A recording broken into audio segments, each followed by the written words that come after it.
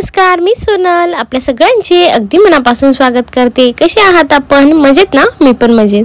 तर बघा, आपण सगळ्या महिला या झुरळ कॉकरोच पासून खूप त्रासलेल्या आहोत।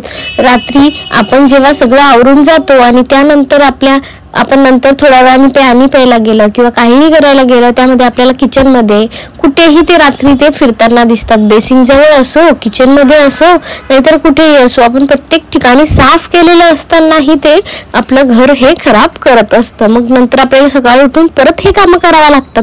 तर हे झुरळ आपल्याला कायमची घालवायसाठी ही ट्रिक करून बघायची आहे।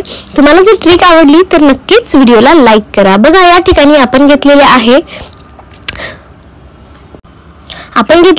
डांबर गोळी। तर या ठिकाणी आपल्याला 2 डांबर गोळ्या घ्यायच्या आहेत। जर तुमच्या घरात खूप जास्त असतील किंवा आपल्याला जास्त ठिकाणी ठेवायचे असतील तर आपण यापेक्षाही जास्त घेऊ शकतो।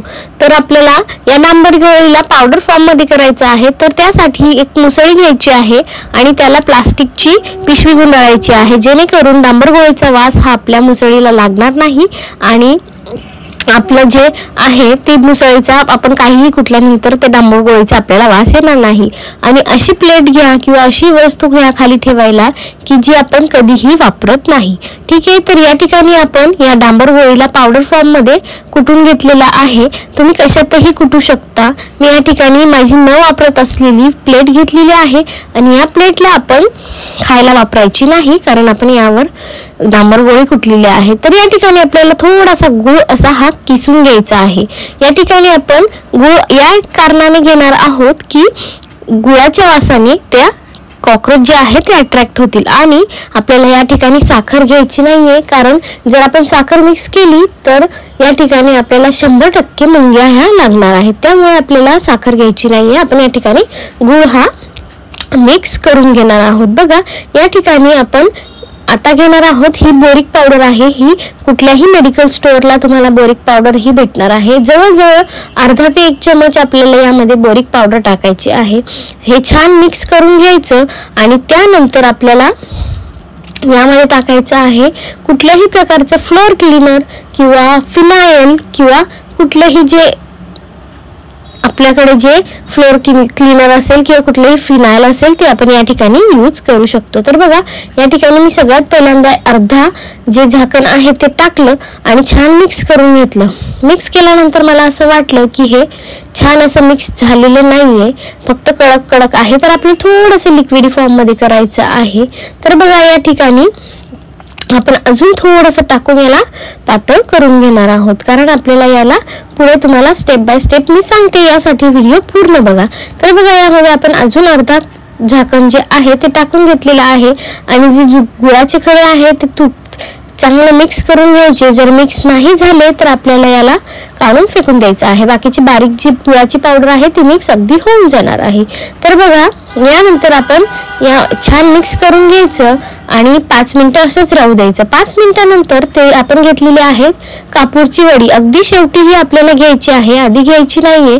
जेव्हा आपण सगळ्यात शेवटी हे ठेवायला घेऊ तेव्हाच आपल्याला करायचे आहे आणि हे आपल्याला रात्रीच करायचं आहे। जर दिवसा केले तर मुलं खेळतात किंवा आपणही काम करतो, आपलेही खायच्या वस्तू ठेवलेल्या असतात, त्याच्यामुळे आपल्याला हे रात्रीच करायचं आहे।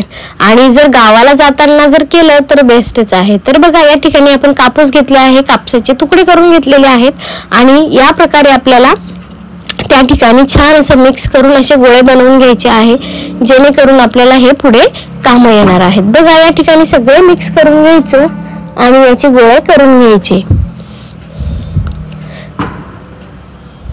गोळे झाल्यानंतर आपल्याला आता कुठे कुठे ठेवायचा हा आपल्या डोक्यात विचार असेल, तर बघा, यासाठी व्हिडिओ पूर्ण बघा, जेणेकरून तुम्हाला समजेल। बघा, या ठिकाणी आपण सगळे गोळे करून घ्यायचे आणि तुम्हाला लक्षात ठेवायचं आहे, जर तुम्ही हे जास्त वेळ ठेवणार तर याचा इफेक्ट जास्त होईल। जर आपण गावाला जाऊ किंवा कुठे आपल्याला बाहेर जायचं आहे, गावात जायचं आहे, दिवसभरासाठी बाहेर जायचं आहे किंवा रात्री आपण 2-3 दिवसासाठी गावाला चाललो, तर याच वेळेस याचा उपयोग करायचा। 100% तुम्हाला याचा उपयोग होणार आहे आणि मला नक्की कमेंटमध्ये सांगा की याचा उपयोग कसा झाला. बघा, ही पाईपलाईन असते, या ठिकाणी आपल्याला एक ठेवायची आहे खाली आणि जी पाईपलाईनची होल असते त्यामध्येही ठेवायची, कारण सगळ्यात जास्त झुरळ जे असतात त्या पाईपामध्येच घुसून बसतात. किंवा आपल्याला हे बेसिंग आहे, बेसिंगच्या भांड्यामध्ये सुद्धा आपल्याला टाकून ठेवायचे आहे. आपण कुठलंही बेसिंग, हँडवॉशचं बेसिंग असतं, गॅसच्या खाली किंवा जिथे जिथे असेल तिथे तिथे आपल्याला हे ठेवायचं. व्हिडिओ आवडली असेल तर व्हिडिओला नक्कीच लाईक करा, चॅनलला सबस्क्राईब करा. धन्यवाद,